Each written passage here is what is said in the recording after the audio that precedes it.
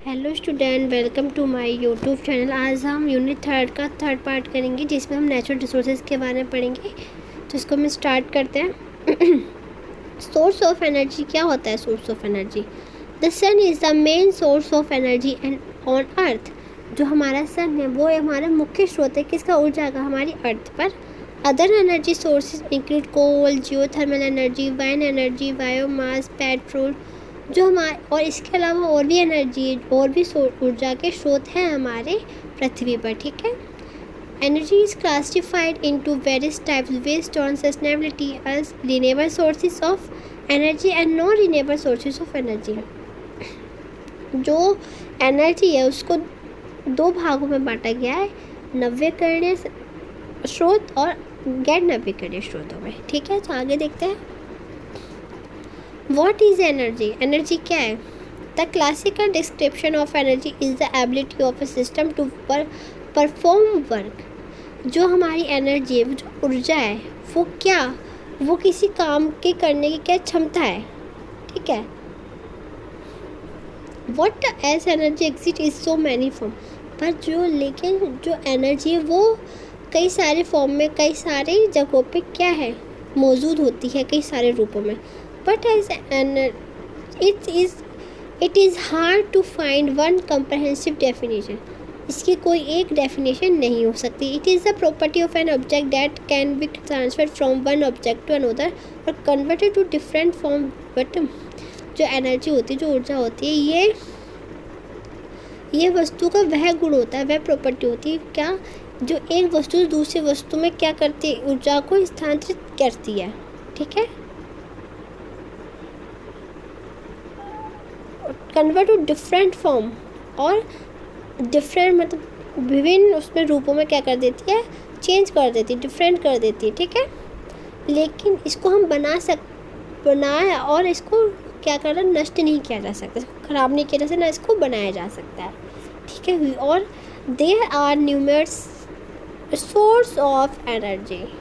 ऊर्जा की असंख्य स्रोत है। ये ऊर्जा का क्या है? असंख्य स्रोत है। सोर्स ऑफ एनर्जी क्या होता है, मतलब सोर्सेस ऑफ एनर्जी क्या होता है? Sources of energy can be classified into, जो हमारी सोर्स एनर्जी हमने पहले ही पढ़ा था, वो दो भागों में बांटे गए हैं, renewable and non renewable source of energy. तो फर्स्ट देखते हैं रिन्यूएबल सोर्स ऑफ एनर्जी क्या होता है।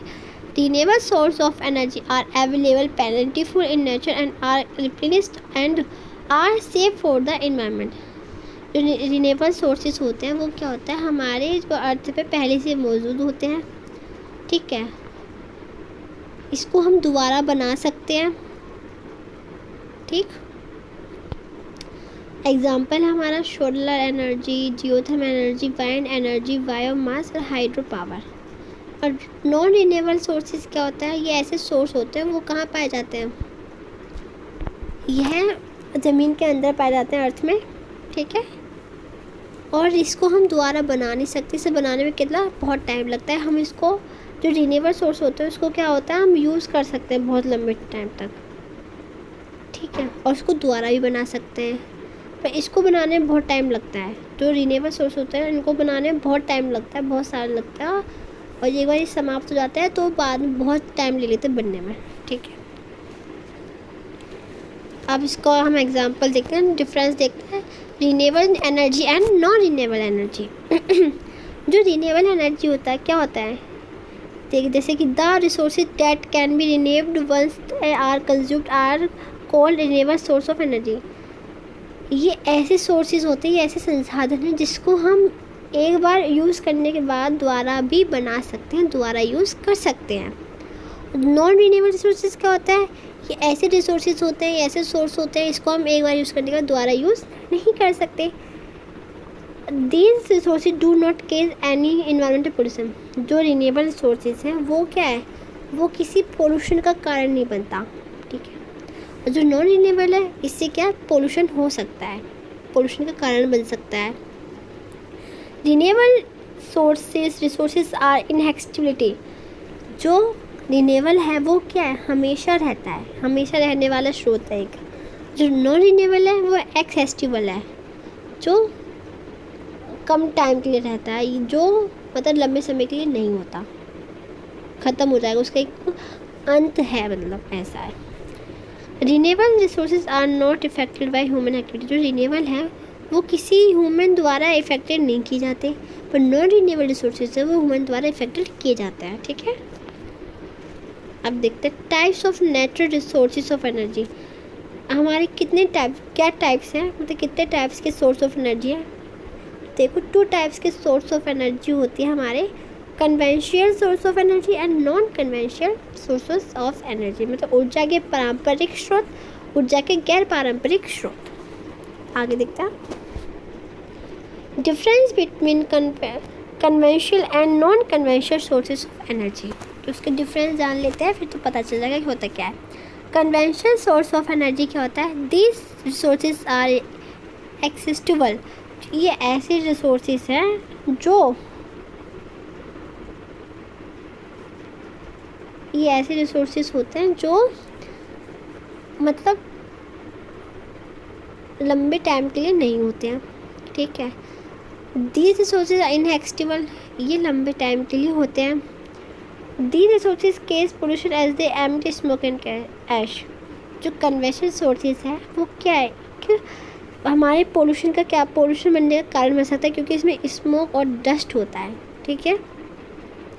और नॉन कन्वेंशनल क्या होता है, इसमें ये पोल्यूशन फ्री होता है। These resources are very expensive to be maintained, stored and transmitted।